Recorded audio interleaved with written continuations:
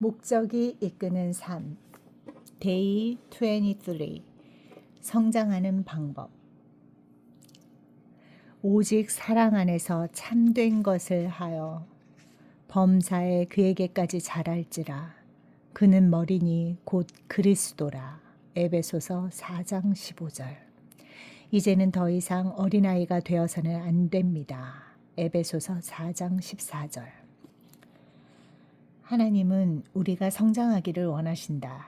하늘에 계신 아버지가 우리에 대해 가지고 계신 목표는 우리가 성숙해서 예수 그리스도와 같은 성품을 갖는 것이고 사랑과 겸손한 섬김의 삶을 사는 것이다. 하지만 슬프게도 수많은 크리스천들이 나이는 들지만 성장하지 않는다.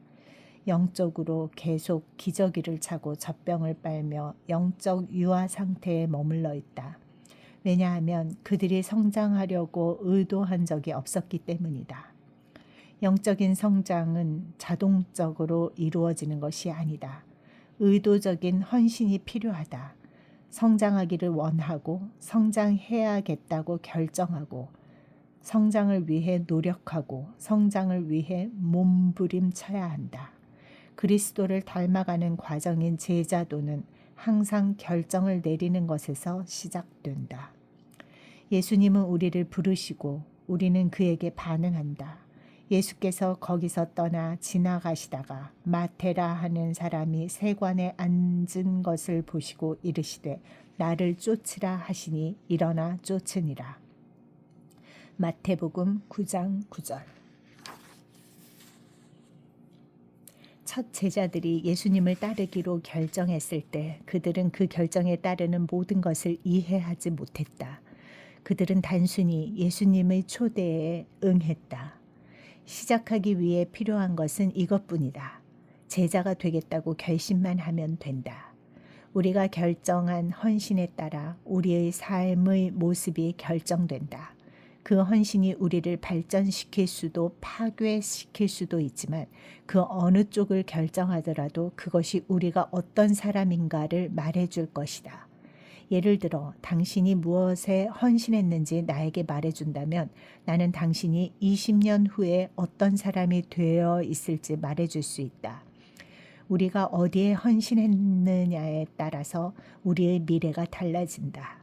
바로 이 점에서 많은 사람들이 그들의 삶에 대한 하나님의 목적을 놓치고 있다. 많은 사람들은 무엇인가 삶을 헌신하는 것을 두려워하면서 허송세월을 보낸다. 또 다른 사람들은 다른 가치관들,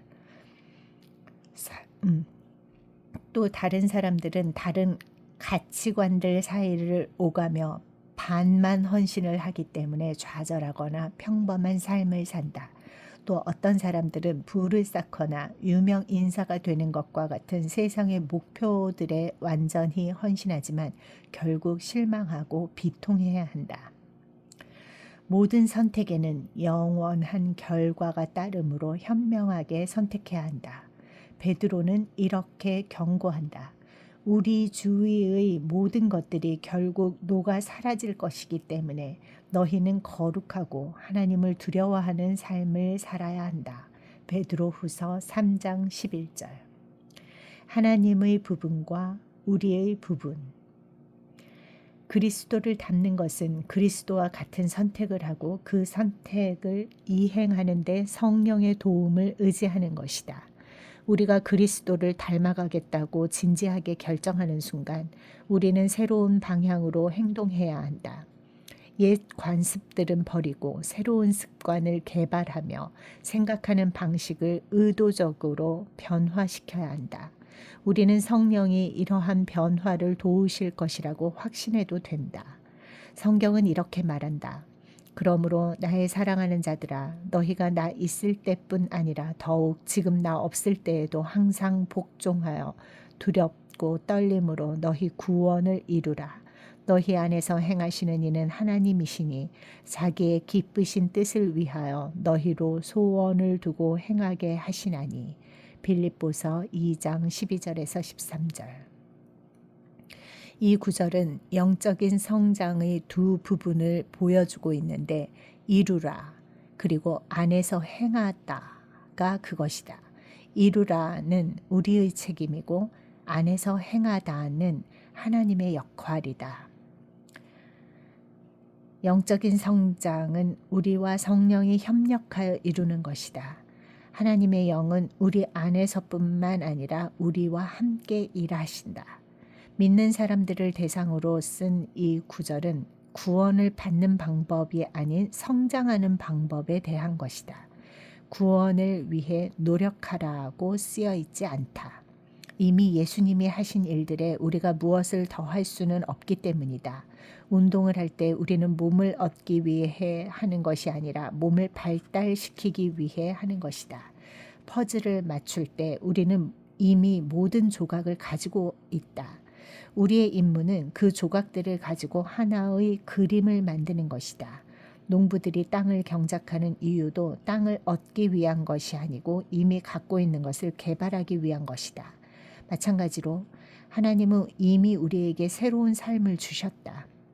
이제 우리의 책임은 그 삶을 두려움과 떨림으로 개발하는 것이다. 그것은 영적 성장에 진지하게 임한다는 것을 의미한다.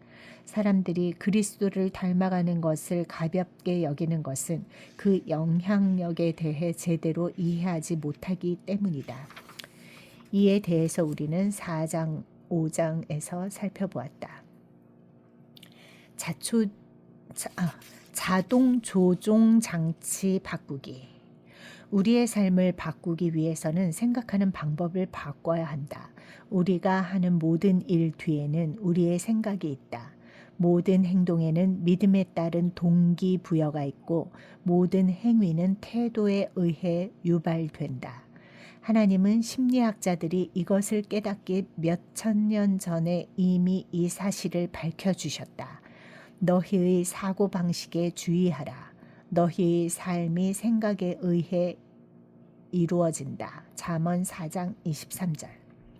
어떤 호수에서 자동 조종 장치가 동쪽으로 가도록 설정되어 있는 고속 보트를 타고 있다고 상상해 보자. 방향을 바꿔서 서쪽으로 가겠다고 결심한다면 보트의 방향을 바꾸는 방법은 두 가지가 있다. 하나는 키를 잡고 물리적인 힘을 이용해 억지로 그 방향을 반대로 바꾸는 것이다.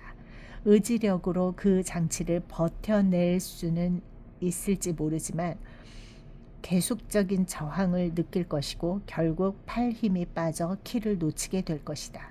그리고 배는 다시 원래 설정되어 있던 방향인 동쪽을 향해 가게 될 것이다. 마찬가지로 우리가 우리의 삶을 의지로 바꾸려고 할 때 바로 이런 현상이 발생한다.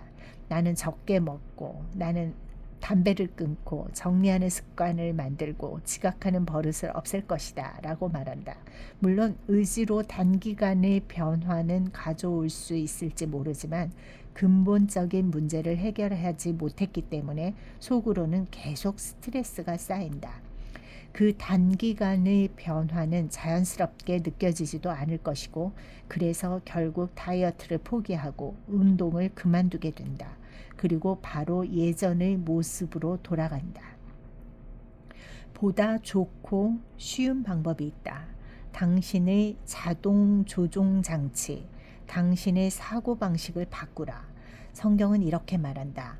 너희는 이 세대를 본받지 말고 오직 마음을 새롭게 함으로 변화를 받아 하나님의 선하시고 기뻐하시고 온전하신 뜻이 무엇인지 분별하도록 하라. 로마서 12장 2절.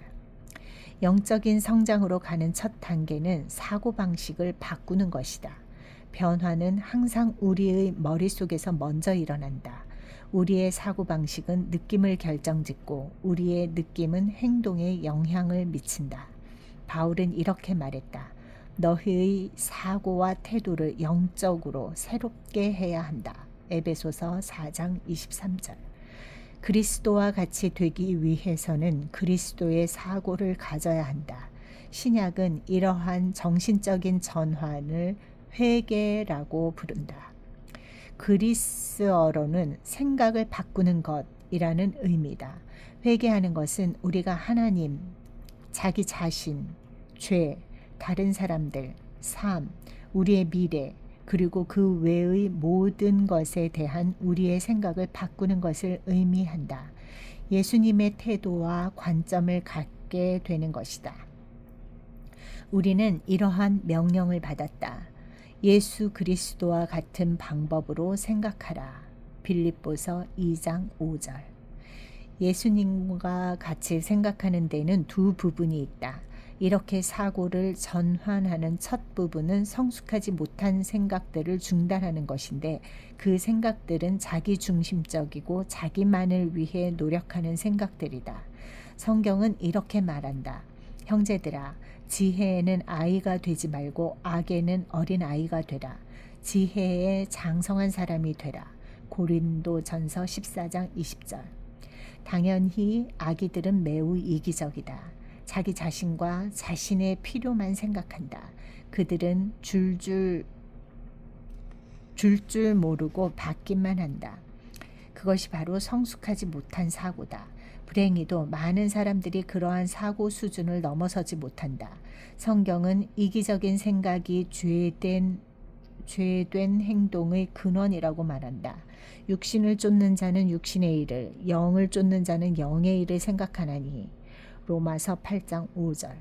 예수님과 같이 생각하는 것의 둘째 부분은 성숙한 생각을 하는 것이다. 이는 자신이 아닌 다른 사람에게 초점을 맞추며 생각하는 것이다. 바울이 진정한 사랑에 대해서 언급한 위대한 사랑장에서 그는 다른 사람을 생각하는 것이 성숙함의 표현이라고 결론지었다. 내가 어렸을 때에는 말하는 것이 어린아이와 같고 깨닫는 것이 어린아이와 같고 생각하는 것이 어린아이와 같다가 장성한 사람이 되어서는 어린아이의 일을 버렸노라. 고린도전서 13장 11절. 오늘날 많은 사람들은 영적인 성숙의 정도가 성경 지식과 교리를 얼마나 많이 아는지로 결정된다고 생각한다. 지식이 성숙한 정도를 결정해주는 하나의 부분이긴 하지만 그것이 전부는 아니다. 크리스천의 삶은 교리와 확신 그 이상의 것이다. 그 삶에는 행동과 성품이 포함된다. 우리의 행동은 우리가 알고 있는 교리와 일치해야 하고 우리의 믿음은 그리스도와 같은 행동이 함께 따라야 한다. 기독교는 종교나 철학이 아니고 관계와 삶의 방식에 관한 것이다. 그 방식의 핵심은 예수님처럼 자신보다 다른 사람을 먼저 생각하는 것이다. 성경은 이렇게 말한다. 우리 각 사람이 이웃을 기쁘게 하되 선을 이루고 덕을 세우도록 할지니라. 그리스도께서 자기를 기쁘게 하지 아니하셨나니. 로마서 15장 2절에서 3절. 다른 사람에 대해 생각하는 것은 그리스도를 닮아가는 가장 중요한 증거다. 이러한 생각은 자연스럽게 드는 것이 아니고 문화를 거스르는 것이며 어려운 것이다. 다행히 우리를 도우시는 손길이 있다. 하나님은 우리에게 당신의 영을 주셨다. 그래서 우리는 이 세상 사람들과는 다른 방향으로 생각하게 되었다. 고린도전서 2장 12절. 다음 몇 장에 걸쳐 성령이 우리의 성장을 돕기 위해 사용하시는 도구들을 살펴볼 것이다. 데이 23. 내 삶의 목적에 대하여 생각할 점. 성장하기에 늦은 때는 없다. 외울 말씀. 너희는 이 세대를 본받지 말고 오직 마음을 새롭게 함으로 변화를 받아 하나님의 선하시고 기뻐하시고 온전하신 뜻이 무엇인지 분별하도록 하라. 로마서 12장 2절. 삶으로 떠나는 질문. 삶의 어떤 부분에서 나의 사고방식을 버리고 하나님의 사고방식을 따라야 하는가?